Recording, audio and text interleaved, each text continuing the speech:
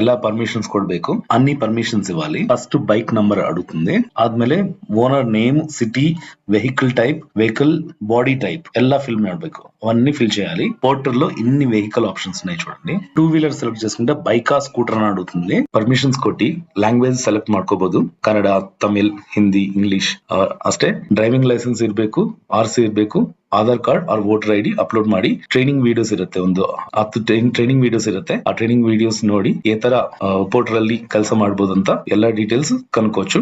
So ఇదండి portal లో login చేసే విధానం. పోర్టల్ లో కూడా అర్న్ చేసుకోవచ్చు. నెక్స్ట్ వీడియోలో ఏదైనా దేంట్లో లాగిన్ చేసి మీకు రైట్స్ ఎలా ఉంటాయి, ఎలా సంపాదించుకోవచ్చు అనేది ನೆಕ್ಸ್ಟ್ ವ್ಲಾಗ್ಸ್ చేస్తాను. Thank you so much for your support. 1K subscribers complete ಆಯ್ತು. Thank you. ವಿಡಿಯೋ ಚೆನ್ನಾಗಿದೆ ಅಂತ ಒಂದು ಲೈಕ್, సబ్స్క్రైబ్ ಮಾಡಿ. ఒక లైక్ చేసుకోండి, సబ్స్క్రైబ్ చేసుకోవడం మర్చిపోవద్దు. Thank you so much for your support.